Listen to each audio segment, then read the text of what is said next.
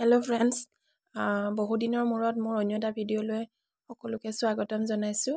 আজি মই আন এখন কাপোৰ এনেদৰে দহি বাতিম বুলি ওলাই আনিছোঁ। এই চাদৰখনত দুটা কালাৰ ইউজ কৰিম মই, এটা অৰেঞ্জ আৰু এটা বটল গ্ৰীণ টাইপৰ। গল্ডেনো আছে, কিন্তু মই গল্ডেনটো ইয়াতে ব্যৱহাৰ নকৰোঁ। যি দুটা উজ্জ্বল কালাৰ, সেই দুটাই মই দহি বাতিম। তাৰ বাবে আমাক সেই দুইটা ৰঙৰে এনেদৰে দহি বটা সূতা লাগিব। দহি বটা সূতা মই মেটচিং আনি লৈছোঁ এনেদৰে, আৰু চেম তেনেকুৱাই বান্ধিবলৈ লাগিব এনেকুৱা গুলি, লগতে এটা বেজি, কেঁচি এখন লাগিব। এইটো জানেই চবেই। আৰু বহুদিন ভিডিঅ' দিয়া নাছিলোঁ, তাৰ বাবে মই বহুত দুখিত, কিছুমান প্ৰব্লেমৰ বাবে। এয়া প্ৰথমে দহি বটা সূতাখিনি এনেদৰে কাটি ল'ম। এইটো মই 40 টকাৰ নেচা লৈ আহিছোঁ ওজনৰ। এইখিনি টোটেল 40 টকা। এনেদৰে ধুনীয়াকৈ এটা মূৰত কাটি দিম আৰু সূতাখিনি সুন্দৰকৈ উলিয়াই ল'ম।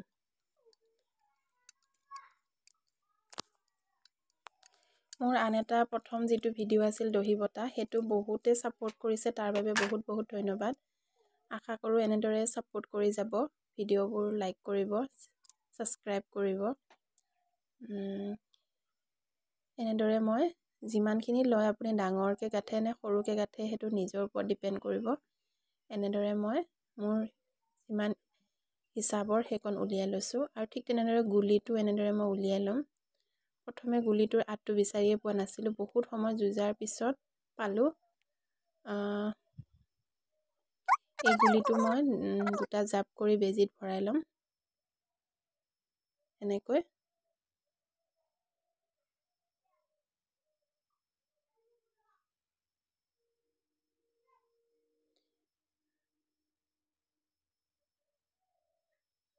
দিনত একেবাৰে সময় নাই, সেইবাবে ৰাতি কৰিছোঁ ভিডিঅ'টো। তাৰ বাবে অকণমান বেজীত সূতা ভৰাওঁতে অসুবিধাৰ সন্মুখীন হৈছোঁ, কিন্তু উপায়টো নাই, কৰিবই লাগিব।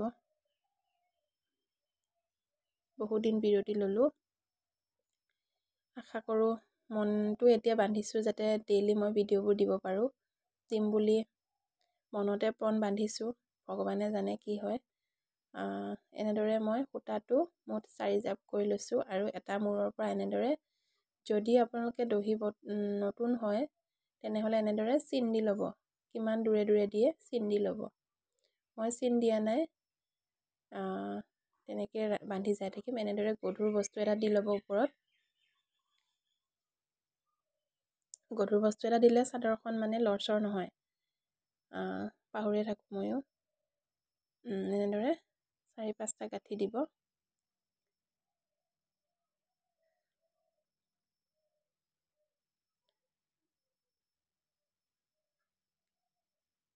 মোৰ সকলোবোৰ ভিডিঅ'বোৰ চাবচোন, ইয়াতে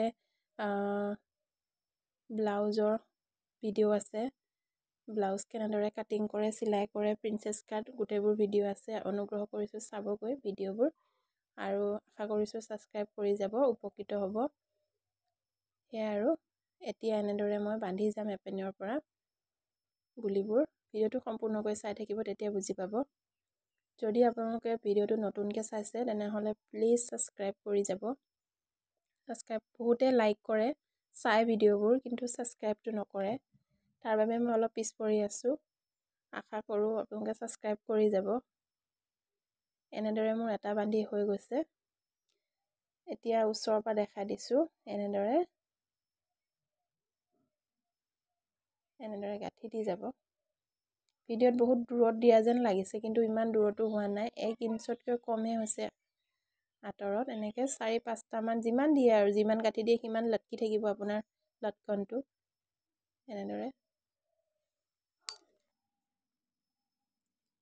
এনেকৈ লাইন বাই লাইন গাঁঠি যাব। মই ইয়াতে 5টা এনেদৰে অৰেঞ্জ কালাৰ দিম, তাৰপিছত 5টা দিম বটল গ্ৰীণ। এনেদৰে মিলাই মিলাই দি যাম। ভিডিঅ'টো সম্পূৰ্ণকৈ চাব, চালে বুজি পাব, দেখা পাব। এনেদৰে গাঁঠিটো টাইটকৈ দিব।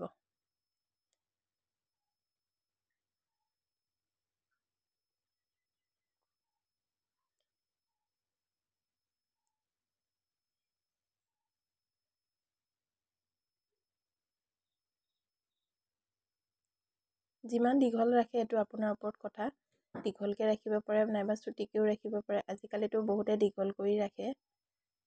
ইমান দীঘলো মই ভাল নাপাওঁ, মই একদম মিডিয়ামত ৰাখিম। এনেদৰে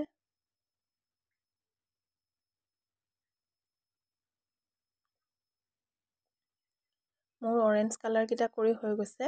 এতিয়া মই ইয়াৰ মাজে মাজে বটল গ্ৰীণকেইটা সোমোৱাই দিম। এনেদৰে 5টা অৰেঞ্জ, 5টা প্ৰথমে অৰেঞ্জকেইটা কৰি লৈছোঁ।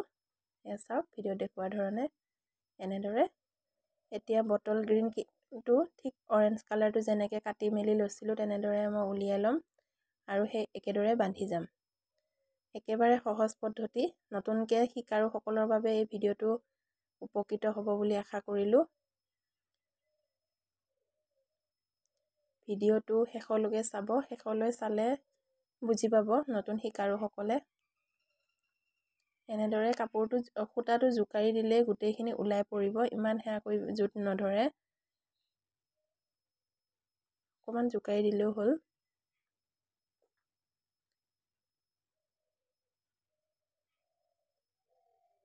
এনেকৈ যিহেতু মই বটল গ্ৰীণ বান্ধিম, কিন্তু বেজিটো এতিয়া বটল গ্ৰীণে এনেকৈ ল'ব 4 জাপ কৰি পেলাই।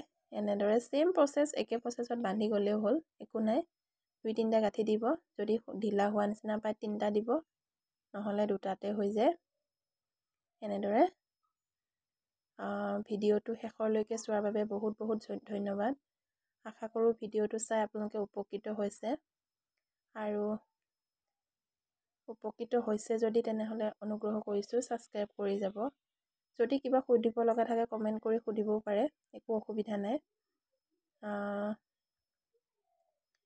আপোনালোকৰ কমেণ্টৰ মই সুন্দৰভাৱে উত্তৰ দিম। এনেদৰে এয়া দেখিছে হৈ গৈছে মোৰ দহি বাতি।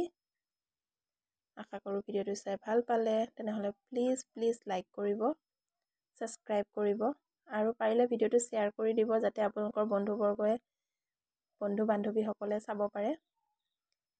সেয়াই আৰু ভিডিঅ'টো চোৱাৰ বাবে বহুত বহুত ধন্যবাদ।